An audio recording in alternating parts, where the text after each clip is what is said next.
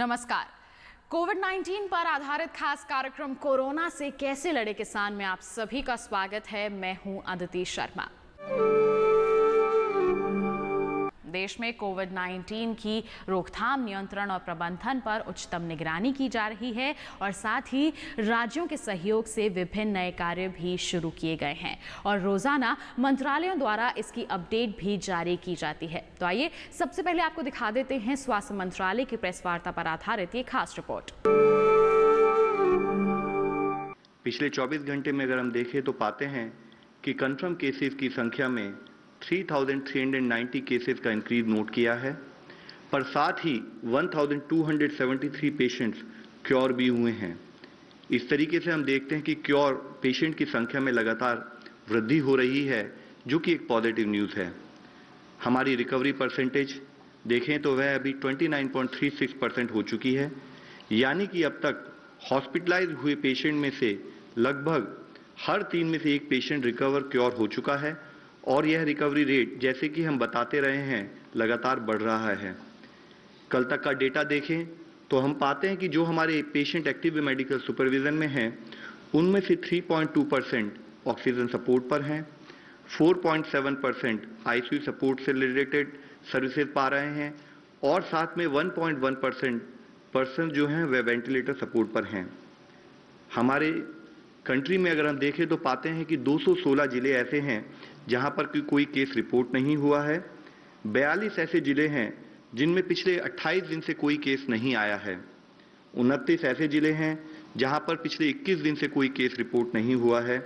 36 ऐसे जिले हैं जहां पर कि पिछले 14 दिन से कोई केस नहीं आया है और 46 ऐसे जिले हैं जहां पिछले 7 दिनों से कोई केस नहीं आया है।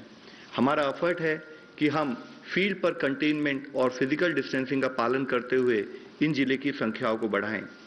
भारतीय रेलवेज ने 5,231 कोचेस को कोविड केयर सेंटर्स के रूप में कन्वर्ट किया है और उनको 215 आइडेंटिफाइड रेलवे स्टेशन पर रखा जाएगा।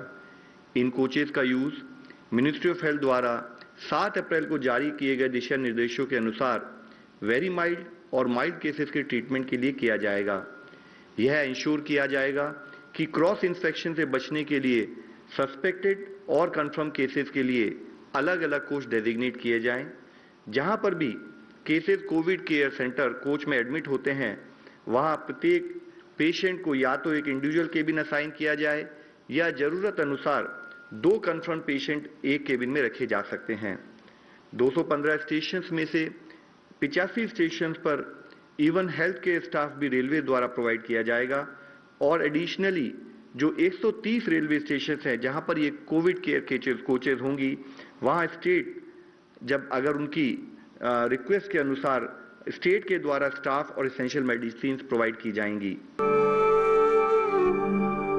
आइए अब आपको दिखाते हैं गृह मंत्रालय की प्रेस वार्ता पर आधारित ये खास रिपोर्ट। नियमों की परिधि के अंदर रहते हुए देश के नागरिकों को अधिक से अधिक राहत दें। इसी क्रम में देश के विभिन्न राज्यों में फंसे श्रमिकों, छात्रों, श्रद्धालुओं, पर्यटक आदि के लिए बस एवं ट्रेनों को चलाने की अनुमति पहले ही दी जा चुकी है। अभी तक रेलवे ने 222 विशेष रेलगाड़ियां चलाई हैं और लगभग 2.5 लाख से अधिक यात्रियों ने इस सुविधा का उपयोग किया है। जैसे मैंने बताया था, इस श्रृंखला में अगली कड़ी में अब सरकार का प्रयास है कि विदेशों में फंसे हुए नागरिकों को चरणबद्ध तरीके से भारत वापस लाएं।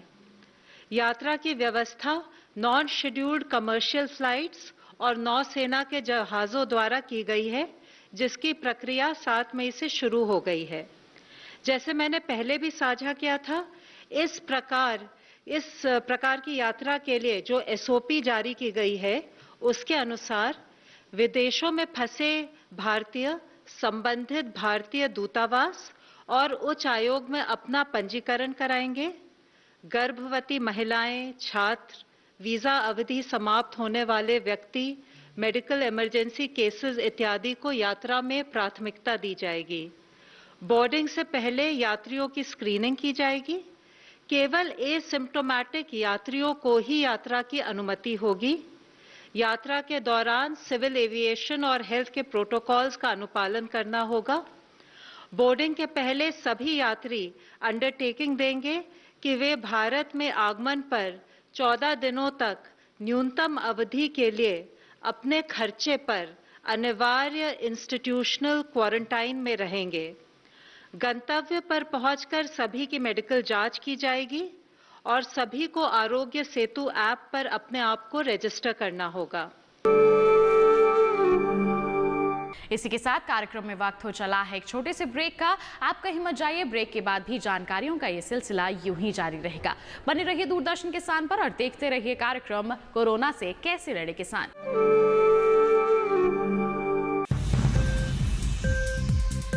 उपज के भाव ताव,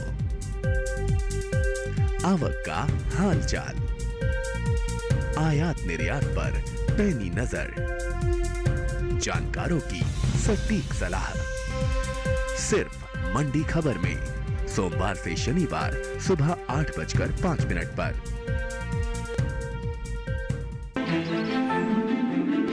बादलों की लुका छिपी, बारिश का हाल, बर्फ की चादर, बदलता रुख हवाओं का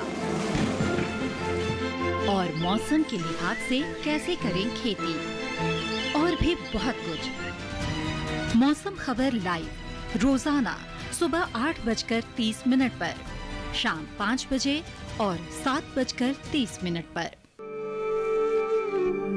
ब्रेक के बाद दूरदर्शन किसान के खास कार्यक्रम कोरोना से कैसे लड़े किसान में आप सभी का फिर से स्वागत है।